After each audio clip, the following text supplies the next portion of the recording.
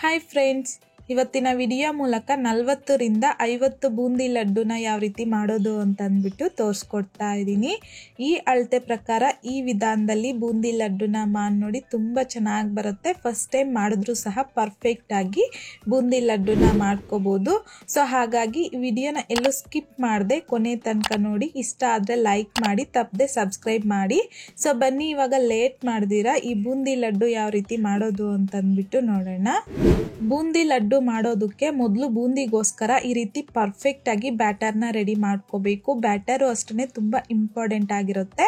So ಹಾಗಾಗಿ ನಾನಿಲ್ಲಿ ಬೌಲಲ್ಗೆ ಒಂದು 4 ಕಪ್ ಆಗುವಷ್ಟು ಕಡಲೆ ಹಿಟ್ಟು ಹಾಕ್ಕೊತಾ ಇದ್ದೀನಿ. ಹಾಗೆಯೇ ಒಂದು 1/4 ಟೀ ಸ್ಪೂನ್ ಆಗುವಷ್ಟು ಬೇಕಿಂಗ್ ಸೋಡಾ ಹಾಕ್ಕೊತಾ ಇದ್ದೀನಿ. ಹಾಗೆಯೇ ಕಲರ್ಗೋಸ್ಕರ ಒಂದು ಅರ್ಧ ಟೀ ಸ್ಪೂನ್ ಆಗುವಷ್ಟು ಅರಿಶಿನ ಸಹ ಹಾಕ್ಕೊತಾ ಇದ್ದೀನಿ. ಹಾಕ್ಕೊಂಡಿದ್ದಾದ್ಮೇಲೆ ಮೊದಲಿಗೆ ಇದನ್ನೆಲ್ಲ ಒಂದ್ಸಲ ಚೆನ್ನಾಗಿ ಮಿಕ್ಸ್ ಮಾಡ್ಕೋಬೇಕು.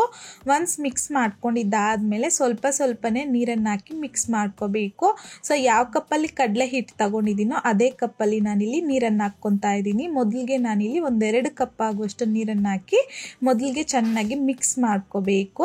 ಸೊ ಈ ರೀತಿಯಾಗಿ ಎಲ್ಲೂ ಗಂಟಿಲ್ದಿರ ಚೆನ್ನಾಗಿ ಮಿಕ್ಸ್ ಮಾಡ್ಕೊಂಡಿದ್ದಾದ್ಮೇಲೆ ಮತ್ತೆ ಸ್ವಲ್ಪನೇ ನೀರನ್ನು ಹಾಕ್ಕೊಂಡು ಮಿಕ್ಸ್ ಮಾಡ್ಕೊಳ್ಳಿ.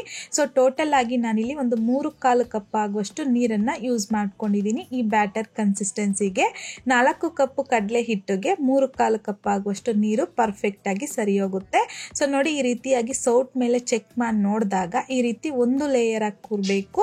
ಸೊ ಈ ರೀತಿಯಾಗಿ ನಾವಿಲ್ಲಿ ಬ್ಯಾಟರ್ನ ರೆಡಿ ಮಾಡ್ಕೋಬೇಕು. ಅವಾಗ ನಮ್ಗೆ ಇಲ್ಲಿ ಬೂಂದಿ ಅನ್ನೋದು ಪರ್ಫೆಕ್ಟ್ ಆಗಿ ಬರುತ್ತೆ. ಸೊ ಬ್ಯಾಟರ್ ಮಾಡ್ಕೊಳ್ಳೋದು ಅಷ್ಟೇ ತುಂಬ ಇಂಪಾರ್ಟೆಂಟ್ ಆಗಿರುತ್ತೆ.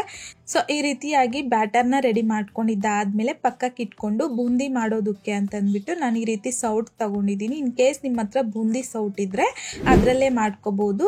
ಸೊ ಈಗ ನೋಡಿ, ಎಣ್ಣೆನೂ ಸಹ ಆಲ್ರೆಡಿ ಕಾಯಕ್ಕೆ ಇಕ್ಕಿದ್ದೆ. ಎಣ್ಣೆ ಬಿಸಿ ಆಗಿದ್ದಾದ್ಮೇಲೆ ಸೌಟನ್ನು ತುಂಬ ಮೇಲೇನೂ ಇಟ್ಕೋಬಾರ್ದು, ಹಾಗಂತಂದ್ಬಿಟ್ಟು ತುಂಬ ಕೆಳಗಡೆನೂ ಸಹ ಇಟ್ಕೋಬಾರ್ದು. ಈ ರೀತಿ ಸ್ಪ್ಯಾನ್ಗೂ ಹಾಗೇನೆ ಸೌಟ್ಗೂ ಇಷ್ಟು ಡಿಫ್ರೆನ್ಸ್ ಇರಬೇಕು.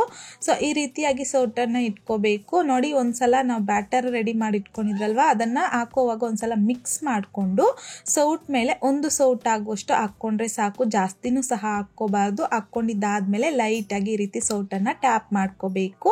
ಸೊ ಈ ರೀತಿ ಟ್ಯಾಪ್ ಮಾಡ್ಕೊಂಡಿದ್ದಾದ್ಮೇಲೆ ಪಕ್ಕಕ್ಕೆ ತೆಗೆದುಕೊಬಿಡಿ. ತೆಗೆದಾದ್ಮೇಲೆ ಮೀಡಿಯಮ್ ಟು ಹೈ ಫ್ಲೇಮ್ನಲ್ಲಿ ಬೂಂದಿನ ಫ್ರೈ ಮಾಡ್ಕೋಬೇಕು. ಜಸ್ಟ್ ನಾವಿಲ್ಲಿ ಒಂದು 10 to 15 ಸೆಕೆಂಡ್ಸ್ ಫ್ರೈ ಮಾಡ್ಕೊಂಡ್ರೆ ಸಾಕು. ತುಂಬ ಹೊತ್ತು ಫ್ರೈ ಮಾಡಬಾರ್ದು, ತುಂಬ ಕ್ರಿಸ್ಪಿ ಆಗಬಾರ್ದು ಬೂಂದಿ ಅನ್ನೋದು. ತೋರಿಸ್ತೀನಿ ನಿಮಗೆ ಯಾವ ರೀತಿಯಾಗಿ ಬೂಂದಿನ ಫ್ರೈ ಮಾಡ್ಕೋಬೇಕು ಅಂತಂದ್ಬಿಟ್ಟು. ಒಂದು 10 ರಿಂದ 15 ನಿಮಿಷ ಆದಮೇಲೆ ಈ ಬೂಂದಿನ ತೆಗೆದು ಒಂದು ಪ್ಲೇಟ್ಗೆ ಹಾಕ್ಕೋಬಿಡಿ ಅಷ್ಟೇನೆ.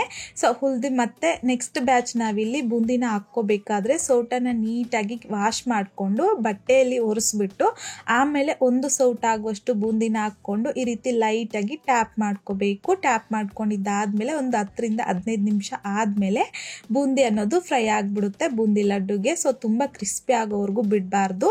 ಸೊ ನೋಡಿ, ನಾವಿಲ್ಲಿ ಬೂಂದಿನ ಚೆಕ್ ಮಾಡಿ ನೋಡಿದಾಗ ಮೇಲೆ ಲೇಯರ್ ಅನ್ನೋದು ಕ್ರಿಸ್ಪಿ ಆಗಿರಬೇಕು, ಜೊತೆಗೆ ಸಾಫ್ಟ್ ಆಗಿರಬೇಕು. ಜಸ್ಟ್ ಮೇಲೆ ಲೇಯರ್ ಅನ್ನೋದು ಕ್ರಿಸ್ಪಿ ಆಗಿರ್ಬೇಕು ಅಷ್ಟೇನೆ. ಸೊ ಈ ರೀತಿಯಾಗಿ ಬೂಂದಿನ ಫ್ರೈ ಮಾಡಿಕೊಂಡು ಪ್ಲೇಟ್ಗೆ ತಗೋಬೇಕು.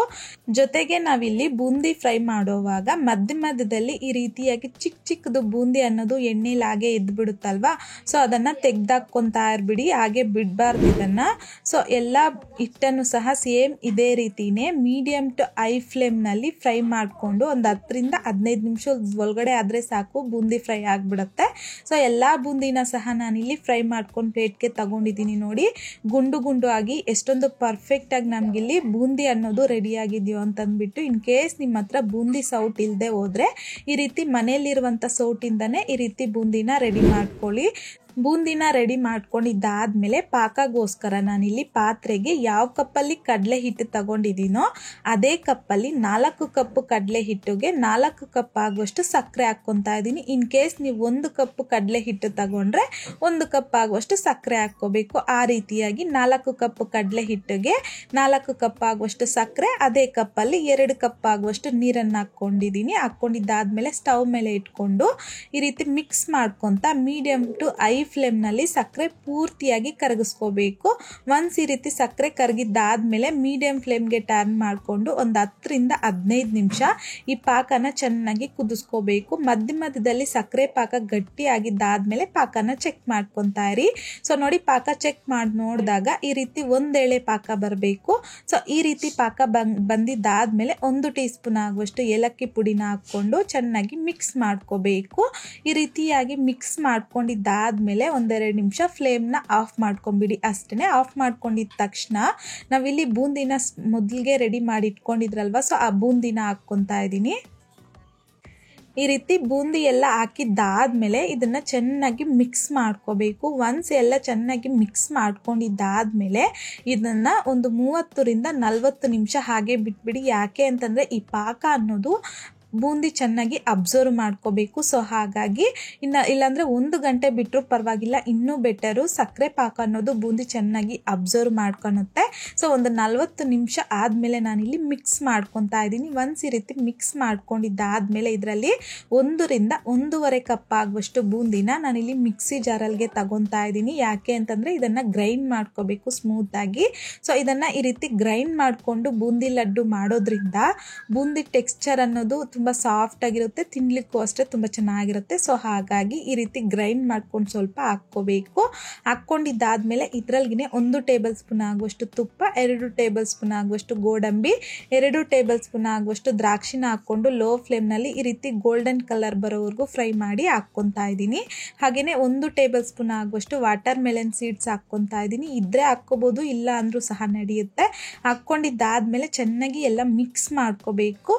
ಮಿಕ್ಸ್ ಮಾಡ್ಕೊಂಡಿದ್ದಾದ್ಮೇಲೆ ಇದಿನ್ನೂ ಸ್ವಲ್ಪ ಸಾಫ್ಟ್ ಆಗಿದೆಯಲ್ವ, ಸೊ ಹಾಗಾಗಿ ನಾನಿಲ್ಲಿ 1ರಿಂದ 2 ಗಂಟೆ ಆಗುವಷ್ಟು ಹಾಗೆ ಬಿಟ್ಬಿಡ್ತೀನಿ. ಜಸ್ಟ್ ನಾನಿಲ್ಲಿ 1 ಗಂಟೆ ಬಿಟ್ಟಿದ್ದೀನಿ ಅಷ್ಟೇ. ನೀವು ಬೇಕು ಅಂತಂದರೆ 2 ಗಂಟೆ ಆದಮೇಲೂ ಸಹ ಲಡ್ಡುನ ರೆಡಿ ಮಾಡ್ಕೋಬೋದು. ಸೊ ನಾನಿಲ್ಲಿ 1 ಗಂಟೆ ಆದಮೇಲೆ ನಾನಿಲ್ಲಿ ಈ ರೀತಿಯಾಗಿ ರೌಂಡಾಗಿ ಲಡ್ಡು ಮಾಡ್ಕೊತಾ ಇದ್ದೀನಿ.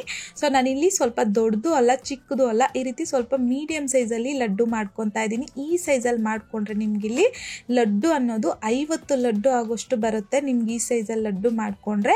ಸೊ ನೋಡಿ, ಎಲ್ಲ ಲಡ್ಡುನ ಸಹ ಈ ರೀತಿಯಾಗಿ ಮಾಡಿಕೊಂಡು ಪ್ಲೇಟ್ಗೆ ತೆಗೆದಿಟ್ಕೊಳ್ಳಿ. ಇದಿನ್ನೂ ಸಾಫ್ಟ್ ಆಗಿದೆಯಲ್ವ, ಸೊ ಹಾಗಾಗಿ ಎಲ್ಲ ಲಡ್ಡುನ ಸಹ ರೆಡಿ ಮಾಡ್ಕೊಂಡಿದ್ದಾದ್ಮೇಲೆ ನಾವಿಲ್ಲಿ ಹಾಗೆ ಸರ್ವ್ ಮಾಡ್ಕೊಳ್ಳೋದಕ್ಕಾಗೋದಿಲ್ಲ. ಟೇಸ್ಟ್ ಅನ್ನೋದು ಹಾಗೆ ಇರುತ್ತೆ, ಬಟ್ ಸ್ವಲ್ಪ ತೇವಾಂಶ ಹಾಗೆ ಇರುತ್ತೆ. ಸೊ ಹಾಗಾಗಿ ಡ್ರೈ ಆಗಬೇಕು. ಹಾಗಾಗಿ ನಾನಿಲ್ಲಿ ಲಡ್ಡುನ ರೆಡಿ ಮಾಡಿಕೊಂಡು ಈ ರೀತಿಯಾಗಿ ಪ್ಲೇಟ್ಗೆ ತೆಗೆದಿಟ್ಕೊಂಡಿದ್ದೀನಿ. ತೆಗೆದಾದ್ಮೇಲೆ ಇಲ್ಲಿ ಒಂದು 8ರಿಂದ 10 ಗಂಟೆ ಅಂದರೆ 1 ನೈಟ್ ಫುಲ್ಲು ಇದನ್ನು ಹಾಗೆ ಬಿಟ್ಬಿಡಿ, ಡ್ರೈ ಆಗಬೇಕು. ಸೊ ಆ ರೀತಿ ಬಿಡೋದ್ರಿಂದ ನಮಗಿಲ್ಲಿ ಬೂಂದಿ ಲಡ್ಡು ಅನ್ನೋದು ತುಂಬ ಚೆನ್ನಾಗಿ ಬರುತ್ತೆ. ಸೊ ನೋಡಿ, ನಾನಿಲ್ಲಿ 1 ನೈಟ್ ಬಿಟ್ಟಿದ್ದೀನಿ. ಬೂಂದಿ ಲಡ್ಡು ಅನ್ನೋದು ಎಷ್ಟೊಂದು ಪರ್ಫೆಕ್ಟಾಗಿ ನಮಗಿಲ್ಲಿ ಬೂಂದಿ ಲಡ್ಡು ರೆಡಿ ಆಗಿದೆಯೋ ಅಂತಂದ್ಬಿಟ್ಟು ಡ್ರೈ ಆಗಿದೆ, ತುಂಬ ಚೆನ್ನಾಗಿದೆ, ಎಲ್ಲೂ ಅಂಟ್ಕೊಳ್ಳೋದಿಲ್ಲ ನಮಗಿಲ್ಲಿ. ಸೊ ನಾವು ಮಾಡಿದ ತಕ್ಷಣ ಹಾಗೆ ತಿಂದರೆ ಕೈಗೆ ಅಂಟಂಟಾಗಿರುತ್ತೆ, ಸ್ವಲ್ಪ ಸಾಫ್ಟಾಗಿ ತುಂಬ ಸಾಫ್ಟಾಗಿರುತ್ತೆ ಲಡ್ಡು. ಸೊ ಹಾಗಾಗಿ ಈ ರೀತಿ 1 ನೈಟ್ ಬಿಟ್ಬಿಟ್ರೆ ಬೂಂದಿ ಲಡ್ಡು ಅನ್ನೋದು ಪರ್ಫೆಕ್ಟ್ ಟೆಕ್ಸ್ಚರ್ನೊಂದಿಗೆ ರೆಡಿ ಆಗಿಬಿಡುತ್ತೆ. ಈಗ ನೋಡಿ, ನಿಮ್ಗಿಲ್ಲಿ ಒಂದು ಲಡ್ಡುನ ಓಪನ್ ಮಾಡಿ ತೋರಿಸ್ತಾ ಇದ್ದೀನಿ. ಇಷ್ಟೊಂದು ಸಾಫ್ಟಾಗಿ ಪರ್ಫೆಕ್ಟಾಗಿ ನಮಗಿಲ್ಲಿ ಬೂಂದಿ ಲಡ್ಡು ರೆಡಿ ಆಗಿದೆಯೋ ಅಂತಂದ್ಬಿಟ್ಟು ನೋಡ್ತಿದ್ರೆ ನಿಮಗೂ ಸಹ ತಿನ್ನಬೇಕು ಅಂತ ಅನ್ನಿಸ್ತಿದೆ ಅಲ್ವಾ. ಸೊ ಹಾಗಾಗಿ ಈ ಅಳತೆ ಪ್ರಕಾರ ಈ ವಿಧಾನದಲ್ಲಿ ಬೂಂದಿ ಲಡ್ಡುನ ಟ್ರೈ ಮಾಡಿ ನೋಡಿ. ಟ್ರೈ ಮಾಡಿದ್ದಾದ್ಮೇಲೆ ನಿಮಗೂ ಸಹ ಹೇಗೆ ಬಂತಂದ್ಬಿಟ್ಟು ಮರೀದೆ ಕಾಮೆಂಟ್ ಬಾಕ್ಸಲ್ಲಿ ಕಮೆಂಟ್ ಮಾಡಿ, ಲೈಕ್ ಮಾಡಿ, ಶೇರ್ ಮಾಡಿ. ಮತ್ತಷ್ಟು ಈಸಿ ಆ್ಯಂಡ್ ಸಿಂಪಲ್ ಕ್ವಿಕ್ ರೆಸಿಪೀಸ್ಗೋಸ್ಕರ ದಯವಿಟ್ಟು ನೀವಿನ್ನೂ ನಮ್ಮ ಮೇಘಶ್ರೀಸ್ ಕಿಚನ್ ಚಾನಲ್ನ ಸಬ್ಸ್ಕ್ರೈಬ್ ಮಾಡಿಲ್ಲ ಅಂತಂದರೆ ಸಬ್ಸ್ಕ್ರೈಬ್ ಮಾಡಿ.